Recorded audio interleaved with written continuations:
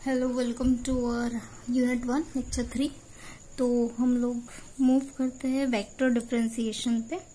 और ये जो टॉपिक है वेक्टर डिफरेंशिएशन, इसमें आप लोग कुछ वेक्टर्स के बारे में देखने वाले हो। जस्ट बेसिक प्रॉपर्टीज जो आपने डिफरेंशिएशन की यूजुअल प्रॉपर्टीज देखी थी वही देखने वाले हो। तो जैसे अगर हम लोग सपोज f जो है वो एक वेक्टर वैल्यूड फंक्शन कंसिडर करते हो, f जो है वो वेक्टर वैल्यूड फंक्शन है एक रियल वेरिएबल t पे, ठीक है। यानी हमारा फंक्शन जो है f वो in terms of a different variable t है, यानी हमारा फंक्शन जो है in terms of t defined है, ठीक है। दैट मीन्स कि हमारा फंक्शन जो है वो f1 ऑफ t है, f2 ऑफ t है, f3 ऑफ t है, ठीक है। यानी एक फंक्शन दूसरे फंक्शन, यहाँ पे t जो है वो पैरामीटर है, जैसे t अलग अलग चीजों में रहेगा, हर एक फंक्शन जो है वो t से बना हुआ है, ठीक है। और ये जो हमारा फंक्शन है वो क्या है, वेक्टर वैल्यूड फंक्शन है। तो अब यहाँ पे ये जो पैरामीटर t है, वो पैरामीटर t जो है वो हमारे क्लोज इंटरवल ए बी में डिफाइंड है, यानी एक सेट के अंदर उसका कोई भी वैल्यू हो सकता है, इसमें से कोई भी वैल्यू जो है वो t की हो सकती है। जिस तरह a b आर्बिट्री है, वैसे t की कोई भी वैल्यू जो है वो हो सकती है। a और b तो फिक्स्ड पॉइंट है, पर उनके बीच में कोई भी एक वैल्यू जो है वो t की हो सकती है, ठीक है। The vector function f of t can be expressed as, तो f ऑफ t को हम कैसे डिफाइन करेंगे, वेक्टर फंक्शन है तो यानी वो f1 ऑफ t में होगा, f2 ऑफ t में होगा, f3 ऑफ t ij के, ठीक है, along x y and z axis ij के रहेंगे। अभी अगर हमको ij के हटाना है तो दैट मीन्स हम लोग क्या लिख सकते हैं, f1 of t, f2 of t, f3 of t comma लिख दो, ठीक है। तो यानी यहाँ पे ये जो तीनों फंक्शन है f1, f2, f3, ये जो है वो क्या है, कंपोनेंट है किसके, f ऑफ t के। ये क्या है, कंपोनेंट है f ऑफ t के। और ये क्या है, and are the scalar function of t, वो क्या है, स्केलर्स फंक्शन है, t के स्केलर्स वैल्यू फंक्शन है, ठीक है।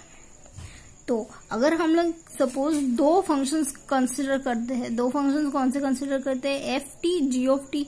अगर हमने दो फंक्शंस कंसिडर किया और अगर हमने दोनों का एडिशन या फिर सब्सट्रैक्शन किया, तो उनका एडिशन और सब्सट्रैक्शन कैसे होगा, उनका एडिशन और सब्सट्रैक्शन जो है वो कैसे होगा, कंपोनेंट वाइज होगा। यानी वन पहला वैल्यू का पहले वैल्यू के साथ, दूसरा वैल्यू का दूसरे वैल्यू के साथ, तीसरा वैल्यू का तीसरा वैल्यू के साथ, ठीक है। एडिशन सब्सट्रैक्शन जो है पहला दूसरा तीसरे के साथ, ठीक है। इस तरीके से कंपोनेंट वाइज एडिशन या फिर सब्सट्रैक्शन होगा। पर अगर आपने कोई स्केलर ले लिया, ठीक है, कोई स्केलर ले लिया, अब उस स्केलर को हमारे फंक्शंस के साथ मल्टीप्लाई करना है, तो कैसे मल्टीप्लाई कर होगा, k times f of 1, k times f of 2 और k टाइम्स f ऑफ 3। इस तरीके से वो स्केलर जो है वो हमारे फंक्शन से मल्टीप्लाई करेगा। पर अगर आप मॉडुलस ऑफ वो फंक्शन निकालते हो, तो हमने पहले भी बताया मॉडुलस ऑफ फंक्शन निकालने के लिए आप क्या करते हो, जस्ट अंडर रूट ऑफ जो वैल्यूज है f1 of t the whole square plus f2 t the whole square plus f3 of t the whole square, इस तरीके से आप मॉडुलस निकालते हो। डिफरेंस क्या आया है यहाँ पे, डिफरेंस आया है पैरामीटर t का, ठीक है। यानी यहाँ पे ये जो फंक्शन है, जैसे आपने r ले लिया था, r क्या है, xi लिया था, yj लिया था और z के लिया था। पर यहाँ पे डिफरेंस क्या है कि यह r जो है वो r खुद ही एक वैल्यू आर ऑफ टी से बना हुआ है। आर ऑफ टी ये फंक्शन ही खुद टी से बना हुआ है, जिसके वजह से क्या होगा कि हमारे जो दूसरे फंक्शंस हैं वो भी कैसे बने होंगे, टी से ही बने होंगे, ठीक है। यानी जो टी जो है वो बेसिक पैरामीटर है जो हर एक चीजों में यहाँ पे इन्वॉल्व है, ठीक है। तो थोड़ा सा आगे मूव करते हैं कंटिन्यूटी पे, कि एक वेक्टर जो है उसे हम कंटिन्यूस कब कहते हैं। आपने देखा होगा ग्रेजुएशन फर्स्ट ईयर की 12th की डेफिनेशन में कि continuous at point T naught कब रहता है, कि जब हम लिमिट लेते हैं, limit T tend to T naught F of T is equal to क्या होना चाहिए, एफ ऑफ टी नॉट होना चाहिए। अगर ये कंडीशन वो सेटिस्फाई करते हैं तो हम क्या कहते हैं, हमारा फंक्शन जो है वो क्या है, कंटिन्यूस है at T naught, at point T naught continuous है, ठीक है। तो उसी तरीके से अगर हम कहते हैं कि हमारा फंक्शन कंटिन्यूस है, तो इसका मतलब क्या होगा कि जो उसके वैल्यूज है f1, f2, f3, ये तीनों के तीनों कंपोनेंट जो है वो क्या होने चाहिए, कंटिन्यूस है, कंटिन्यूस होने चाहिए। यानी अगर वो फंक्शन कंटिन्यूस है दैट मीन्स कि उनके तीनों के तीनों कंपोनेंट जो है वो क्या होने चाहिए, कंटिन्यूस होने चाहिए, ठीक है। नेक्स्ट वैल्यू आती है डेरिवेटिव की डेफिनेशन, कि अगर हमने यहाँ पे f ऑफ t एक वेक्टर फंक्शन कंसिडर किया है जिसका स्केलर वेरिएबल क्या है, t है, ठीक है। तो f ऑफ t में जो इंक्रीमेंट आएगा, an increment in T is denoted by delta T. अगर टी में जो इंक्रीमेंट आता है तो उसे हम डेल्टा टी में डिनोट करते हैं, वैसे ही एफ में जो इंक्रीमेंट आता है उसे हम डेल्टा एफ में डिनोट करते हैं। ठीक है, तो जब टी चेंज होता है टी प्लस डेल्टा टी में, तब हमारा एफ कैसे चेंज होगा, F of T plus delta T में चेंज होगा। ठीक, तो यानी जैसे टी प्लस डेल्टा टी में चेंज होता है, वैसे ही एफ जो है वो कहाँ से चेंज होगा, F of T plus delta T में चेंज होगा। तो यानी जो मैक्सिमम चेंज हुआ है, यानी जो टोटल चेंज हुआ है, उसे आप कैसे डिनोट करते हो, डेल्टा एफ ऑफ टी से डिनोट करते हो। ठीक है, यानी एफ ऑफ टी से जब हमारा function F of T plus delta T बना, तो यानी इन दोनों के बीच का जो चेंज है उसे आप कैसे डिनोट करोगे, डेल्टा एफ ऑफ टी से डिनोट करोगे। और ये जो डेल्टा एफ ऑफ टी आपको कैसे मिलेगा, F of T plus delta T minus F of T करोगे, तब आपको value delta F of T की मिलेगी। ठीक है, तो यानी यहाँ पे ये चेंज आपको मिला है F of T plus delta T minus F of T से। ठीक है, तो यानी अगर आप delta F upon delta T निकाल रहे हो, यहाँ पे आपको जैसे F of T vector function है, डेल्टा एफ भी वेक्टर फंक्शन रहेगा, तो delta F upon delta T ये भी क्या रहेगा, एक वेक्टर फंक्शन रहेगा। ठीक है, अगर आपने इस वैल्यू पे एक लिमिट ले ली, डेल्टा टी टेंड्स टू 0, ये लिमिट ले ली, और अगर लिमिट लेने के बाद ये फंक्शन जो है वो एग्जिस्ट करता है, लिमिट लेने के बाद फंक्शन एग्जिस्ट करता है, तब हम उस फंक्शन को क्या कहेंगे, डेरिवेबल कहेंगे। ठीक है, तब हम उस फंक्शन एफ को क्या कहेंगे, डेरिवेबल कहेंगे। और डिफरेंशिएबल और डेरिवेबल भी कहेंगे, और या फिर उसको डिफरेंशिएबल भी कह सकते हैं। ठीक है, डिफरेंशिएबल, और उस डिफरेंशिएबल फंक्शन को हम कैसे डिनोट करते हैं, D F by D T. That means कि आपका जो D F by D T होता है वो क्या होता है, limit delta T tends to 0 del F by del T. यानी यहाँ पे जो D F by D T जो है ना, वो क्या दे रहा है आपको, टोटल चेंज दे रहा है, किसमें, डेल्टा एफ और अपॉन डेल्टा टी में। यानी यहाँ पे D F by D T आपको क्या शो कर रहा है, टोटल चेंज शो कर रहा है। ठीक है, यहाँ पे limit delta T tends to 0, तो ये जो आपको डेल एफ था, वो डेल एफ का वैल्यू कैसे निकालना था आपने, F of T plus delta T minus F of T से निकालना था, डेल टी तो एज इट इज है। तो यानी D F by D T का वैल्यू क्या लिखा, limit delta T tends to 0 F of T plus delta T minus F of T upon delta T. ठीक है, यानी डिफरेंशिएशन क्या होता है, rate of change of a function, जो है जिस रेट से वो फंक्शन चेंज होता है वो हमें उससे क्या मिलता है, उसका डेरिवेटिव मिलता है। तो अब यहाँ पे D F by D T is equal to क्या लिखा, limit delta T tends to 0। अब यहाँ पे ये जो वैल्यू है F of T plus delta T, इसे आप कैसे लिख सकते हो, F of T plus delta F भी लिख सकते हो। ठीक है, F plus delta F minus F, ये टी जो है उसे जस्ट हटा दो, तो आप यहाँ पे ये देखोगे कि कैंसिल हो रहा है, तो आपको limit delta T tends to 0 del F by del T भी मिल रहा है। Here D F by D T is a vector function of T. यहाँ पे ये जो D F by D T मिला है वो आपको क्या मिला है, वेक्टर फंक्शन मिला है, किसका, टी का। तो जैसे आपने D F by D T लिखा, उस D F by D T को आप एफ डॉट भी लिख सकते हो, same D two F by D T square, इसको भी आप क्या लिख सकते हो, एफ डबल डॉट लिख सकते हो। ठीक है, और इसी तरीके से जो nth डेरिवेटिव है, अगर आपने nth टाइम इसको डिफरेंशिएट किया तो उसको भी वैल्यू आप fn लिख सकते हो। तो इन शॉर्ट यहाँ पे जो आपने डेरिवेटिव पढ़ा है वो डेरिवेटिव आपको क्या दे रहा है, जिस rate of change of a function दे रहा है, कि इस रेट से आपका फंक्शन जो है वो क्या होगा, चेंज होगा। यहाँ पे जो D F by D T है वो आपको क्या दे रहा है, इस रेट से जो फंक्शन चेंज हो रहा है वो दे रहा है। ठीक है, यहाँ पे एफ आएगा टी प्लस डेल्टा टी, ये वैल्यू करेक्ट है। ठीक है, इस तरीके से आपको जो फंक्शन है वो क्या चेंज दे रहा है यहाँ से आपको पता चलता है। ठीक है,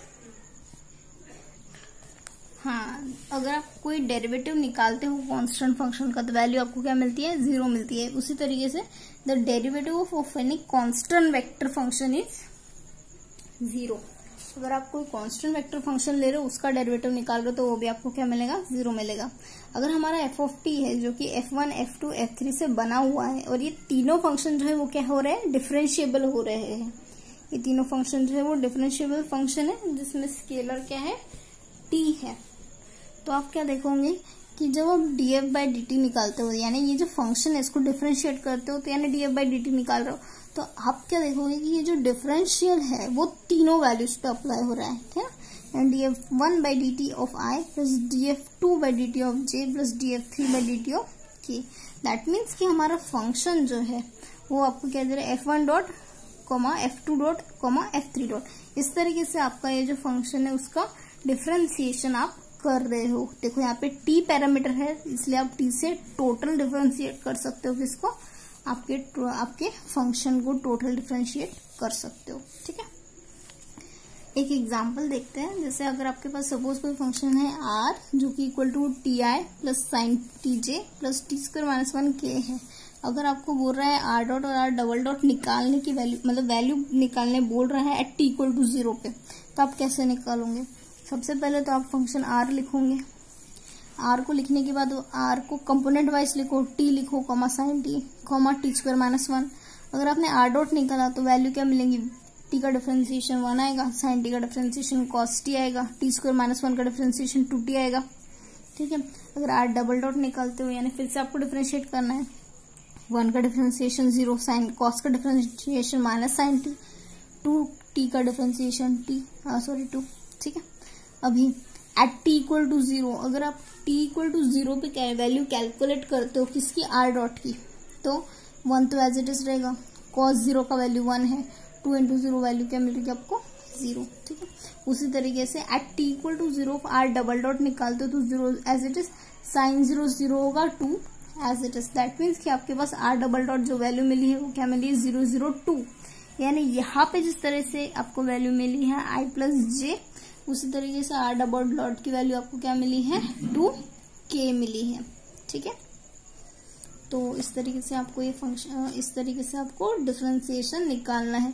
यहाँ पे ये जो r दिया हुआ ना, r के अलावा और कोई और भी वैल्यू देता है और आपको r डॉट या r डबल डॉट की वैल्यू निकालने बोलता है, t इक्वल टू 0 बोला या फिर t इक्वल टू 1 या फिर 2 और 3 जो भी वैल्यू दे, आपको r डॉट पे r डॉट निकालना आना चाहिए, r डबल डॉट निकालना चाहिए, और वो जो भी वैल्यू है वो वैल्यू आपको पुट करके उसका आंसर निकालना आना चाहिए, ठीक है। नेक्स्ट है चेन रूल, ठीक है। जैसे आपने चेन रूल क्या करता है, जैसे यहाँ पे df बाई dt है तो क्या करेगा, एक ds बाई dt एक सब्स्टिट्यूट हम कर सकते हैं अगर कोई एक वेरिएबल s हमें मिल जाए तो, ठीक है। If f is a differentiable function of a scalar variable s, यानी f जो है वो क्या है, एक स्केलर वेरिएबल s का फंक्शन है, and s is a differentiable function, और s जो है उसको हम डिफरेंशिएट कर सकते हैं। s भी डिफरेंशिएबल फंक्शन है, तो हम क्या कर सकते हैं, df बाई dt को कैसे लिख सकते हैं, ds मल्टीप्लाई डिवाइड करके df by dt is equal to df by ds dot ds by dt, इस तरीके से हम लोग लिख सकते हैं, ठीक है। ये और ये जो इस तरीके से लिखना है उसे हम क्या कहते हैं, चेन रूल कहते हैं। और डेरिवेटिव ऑफ सम, यानी अगर आपको derivative of f plus g निकालना है तो वैल्यू क्या मिलेंगे, dt of f plus dt of g।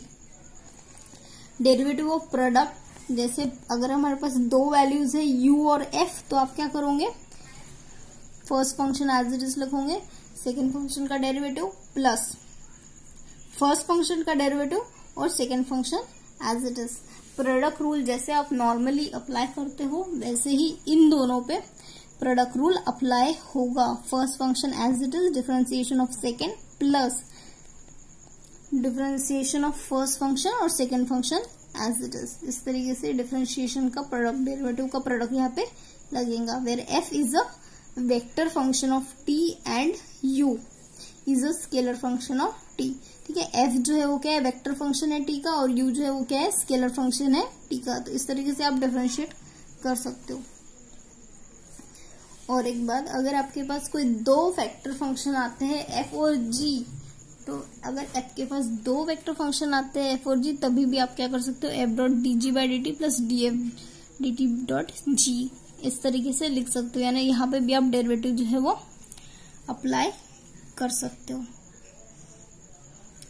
और अगर आपके पास वेक्टर फंक्शन है f क्रॉस g, इस तरीके से gt of f cross g अगर निकालने बोल रहा है तो आप क्या कर सकते हो, f एज इट इज लिखोगे, cross sine as it is, ये जो डिफरेंशिएशन है पहले इसे अप्लाई होगा, प्लस करो, फिर इसे अप्लाई करो, क्रॉस जी करो, यानी इस तरीके से ये डिफरेंशिएशन होता है वेक्टर फंक्शन का। ठीक है, तो आपको याद रखना है डॉट फंक्शन में डॉट प्रोडक्ट रहता है तो इस तरीके से एफ डॉट जी का करोगे, और क्रॉस प्रोडक्ट रहता है तो इस तरीके से दो वेक्टर फंक्शन का डिफरेंशिएशन करोगे। ठीक है, देखो the necessary and sufficient condition for F of T to have constant magnitude is, देखो हमने क्या कहा था कि डॉट प्रोडक्ट अगर हम लेते हैं F dot D F by D T, तो अगर हमको कांस्टेंट मैग्नीट्यूड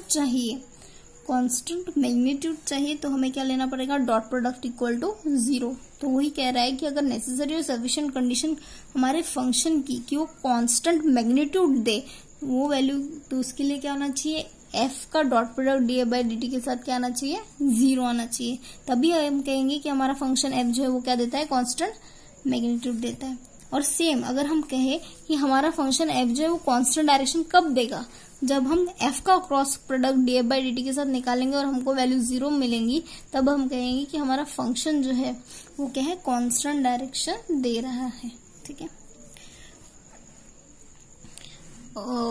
ये अगर हमारे पास 3 फंक्शंस है, डिफरेंशिएबल फंक्शंस एफ जी और एच, और अगर हम उसका डिफरेंशिएशन अगर अप्लाई करने की कोशिश करें तो कैसे अप्लाई होगा। पहले तो हम क्या करेंगे, हमारा function F as it is लिखेंगे, पहले यहां से स्टार्ट करना, एच पे डॉट लगा, फिर बाद में जी पे डॉट लगेगा, फिर बाद में एफ पे डॉट लगेगा, यानी ये वैल्यू जो है उसको हमको यहाँ पे इसको डिफरेंशिएशन जब आप कर रहे हो तो बारी बारी के साथ डॉट लगाते जाओ, बाकी वैल्यू एज इट इज रहेगी। ठीक है, यानी एफ डॉट जी क्रॉस एच पे अगर आपको डिफरेंशिएशन लगाना है तो आप एफ डॉट जी क्रॉस, यानी ये जो क्रॉस है उसको भी पार करके हमारा डिफरेंशिएशन एक फंक्शन पे लगता है, फिर बाद में जी पे डिफरेंशिएशन लगता है, और बाद में हमारे फंक्शन एफ पे डिफरेंशिएशन लगता है।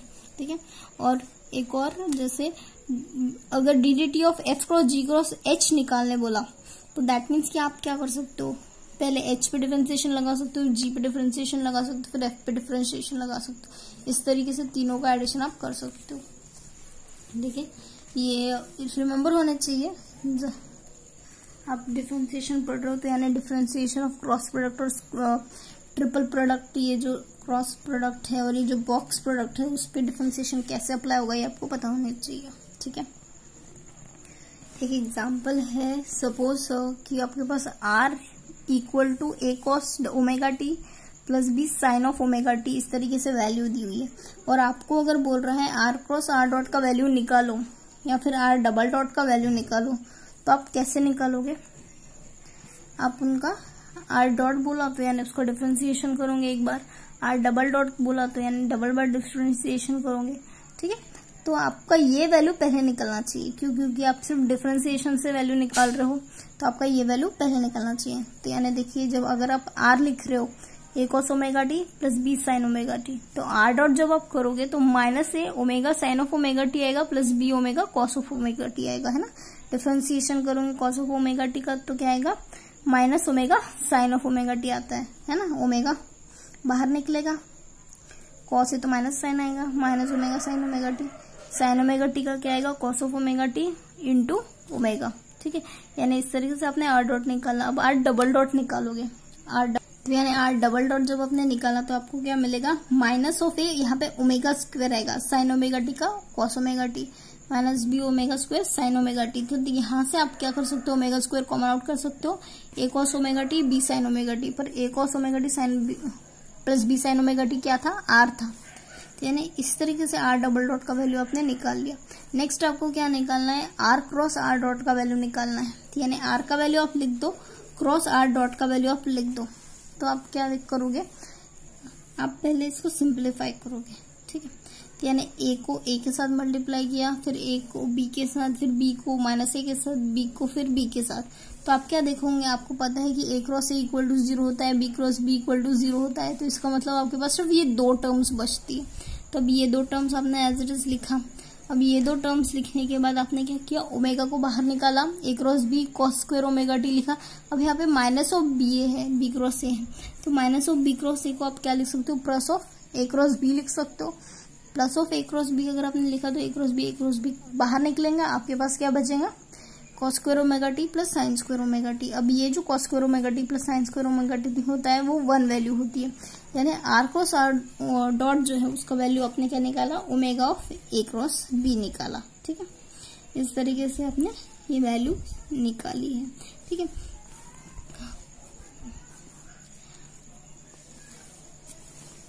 अब इसमें से आप लोग पूछ सकते हो कि आर क्रॉस आर डॉट है तो यहाँ पे आपने आई जे के वो डिटरमिनेंट से सॉल्व क्यों नहीं किया।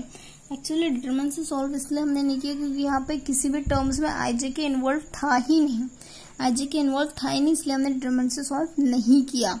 क्रॉस वैल्यू थी इसलिए हमने यूजुअली क्रॉस लिया और सिंपली ये इसको दोनों से मल्टीप्लाई कर गया, मतलब हर एक टर्म को दो टर्म से मल्टीप्लाई करके सिंपली ब्रैकेट ओपन करके सॉल्व किया है और तब कहीं जाके ये वैल्यू आई है। ठीक है, नेक्स्ट हमारा प्रॉब्लम है आर का वैल्यू। देखो जैसे आपने इसके पहले सॉल्व किया था सेम, देखो यहाँ पे आई जे के है, आई जे के इन्वॉल्व है इसलिए आपने क्या किया, डिटरमिनेंट लेके सॉल्व किया। ये बहुत सिंपल है, आप ये देख लीजिएगा एक बार खुद ही।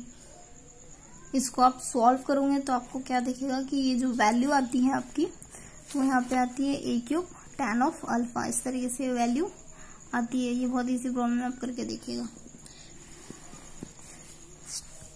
मूव करते हैं, जैसे आपने अब तक डेरिवेटिव देखा, अभी पार्शियल डेरिवेटिव देख लेते हो। पार्शियल डेरिवेटिव में क्या होता है कि यहाँ पे जो हमारा फंक्शन है, जैसे पहले कैसा हमारा वो टोटल डिफरेंशिएशन था, अब ये क्या है, पार्शियल डिफरेंशिएशन है।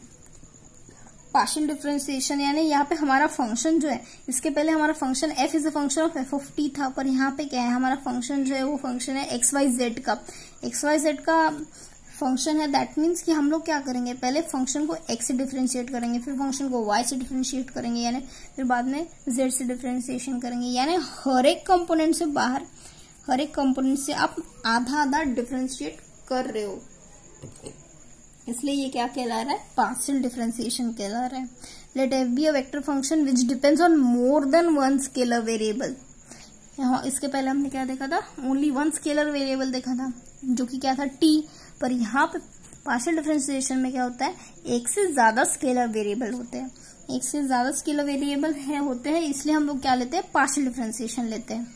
तो partial derivative of F with respect to X is given by, जब हम एक्स के साथ कर रहे हैं पार्शियल डिफरेंशिएशन हमारे फंक्शन का, तो हमें क्या लेना पड़ेगा, limit del X tends to 0 F of X plus del X Y Z minus F of X Y Z upon del X. ठीक है, जो क्योंकि यहाँ पे डेल एक्स है तो यहाँ पे डिवाइड में डेल एक्स आना चाहिए, limit del X tends to 0 है तो डिवाइड बाय डेल एक्स आना चाहिए। और यहाँ पे जो इंक्रीमेंट आ रहा है वो सिर्फ एक्स में इंक्रीमेंट आ रहा है, इसलिए आप क्या लिख रहे हो, F of X plus del X Y Z minus F of X Y Z ले रहे हो। ठीक है, प्रोवाइडेड द लिमिट एग्जिस्ट। इस तरीके से आपने क्या देखा, partial derivative with respect to x.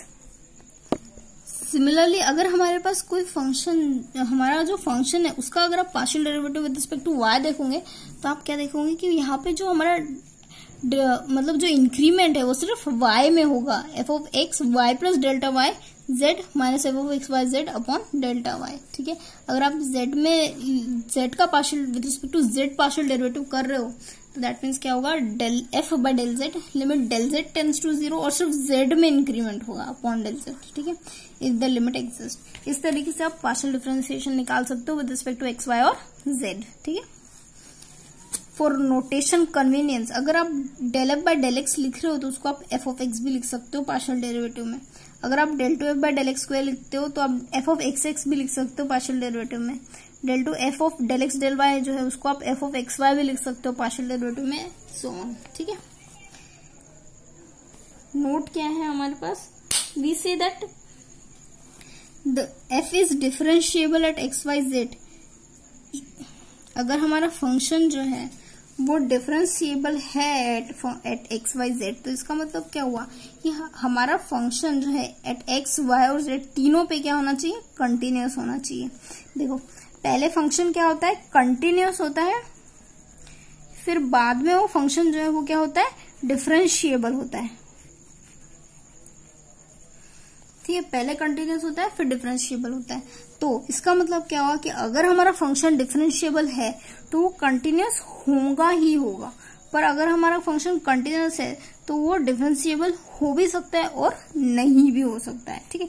यानी पहले छोटी वाली कंडीशन क्या है, कंटिन्यूअस की कंडीशन छोटी है, फिर बाद में डिफरेंशिएबल की कंडीशन आती है।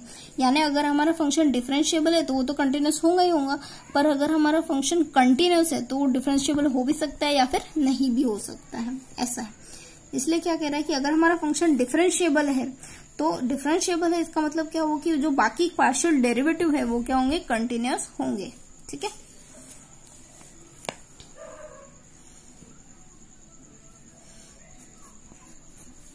हो सकता है और नहीं हो सकता है, ठीक है, पर अगर डिफरेंशिएबल है तो कंटिन्यूअस होगा ही होगा, ठीक है। नेक्स्ट है if F and G are function of X Y Z. अगर हमारा फंक्शन एक्स वाई जेड, अगर हमारा फंक्शन एफ और जी है जो कि क्या है, फंक्शन है एक्स वाई के, तो अगर मैं डेल डेल एक्स यानी partial differentiation of the product निकालती हूँ तो दैट मीन्स क्या होगा, पहला function as it is differentiation of x with differentiation of second function with respect to x plus first function पे differentiation with respect to x ले rho dot G ले रो, ठीक है। अब ये क्रॉस में आप क्या करो, F cross del G by del X plus पहले इसका डिफरेंशिएशन किया विद रिस्पेक्ट टू एक्स, बाद में इसका डिफरेंशिएशन किया विद रिस्पेक्ट टू एक्स। तो इस तरीके से आप डिफरेंशिएशन पार्शियल डिफरेंशिएशन कर सकते हो, ठीक है। एक एग्जांपल दिया हुआ है, ए का वैल्यू दिया है, बी का वैल्यू दिया है, आपको क्या करना है, double derivative of del X del Y निकालना है एट ए क्रॉस बी। तो आप क्या करोगे, सबसे पहले ए क्रॉस बी निकालोगे। ए क्रॉस बी कैसे निकालते हैं आपको इसके पहले वाले लेक्चर में ही बता दिया है। ए क्रॉस बी का वैल्यू आप निकालना, ए क्रॉस बी वैल्यू निकालने के बाद आप क्या करोगे, with respect to Y differentiate करोगे, फिर with respect to X differentiate करोगे। जो भी वैल्यू आती है आप उसको इक्वेट करोगे 1 0 और -2 में, ठीक है। तो सबसे पहले आप ए क्रॉस बी का ये वैल्यू निकालिएगा। फिर तो जब आपने ए क्रॉस बी का वैल्यू निकाला तो आप सपोज ये वैल्यू आपकी ए क्रॉस बी की आ गई। अब आप क्या करोगे, with respect to Y differentiate करो। वाई डिफरेंशिएट करो यानी यहाँ पे क्या आएगा, -x z² with respect to Y value 1 मिल गई। फिर यहाँ पे with respect to Y differentiate करो तो यहाँ पे क्या मिल गया, x² z मिल गया, ठीक है। इसमें y का टर्म नहीं है तो यानी ये वैल्यू 0 आएगी, इसमें y का टर्म नहीं है तो ये वैल्यू 0 आएगी, और इसमें y का टर्म है तो यानी x² y² z है तो x² z आपने लिखा, y² का वैल्यू क्या आएगा, 2y आएगा, ठीक है। और इसमें जो वैल्यू है y का नहीं है तो यानी वो टर्म 0 हो गई, यानी del del y of A cross b का वैल्यू आपने निकाला। अब आप क्या करोगे, with respect to x differentiate करोगे। With respect to x differentiate करो तो -z² आ रहा है, ये 2x ऑफ z आ रहा है, और विद रिस्पेक्ट टू x अगर आप डिफरेंशिएट करते हो तो ये 2x आता है, ठीक है। तो यानी कितना हो गया, 4xyz। तो यानी ये आपकी वैल्यू आई है total del square del X del Y की ए क्रॉस बी में। अब आप क्या कर रहे हो, अब ये जो वैल्यू आई है एट 0.10 -2 आप ये चेक कर रहे हो, एट 0.10 -2 वैल्यू क्या आती है। दैट मीन्स कि आपका जो भी टर्म आपको फाइनल आंसर मिला है उसमें आप क्या करोगे, x की जगह वैल्यू 1 पुट करोगे, y की जगह वैल्यू 0 पुट करोगे, z की जगह वैल्यू -2 पुट करोगे। तो यानी यहाँ पे क्या आएगा, माइनस टाइम्स z का वैल्यू आपको क्या करना है, -2 पुट करना है, यानी minus of -2 the whole square, तो आपको क्या मिला है, -4 मिला है। और 2 टाइम्स 1 टाइम्स -2 यानी ये कितना मिला है, x 1 है और z जो है वो -2 है,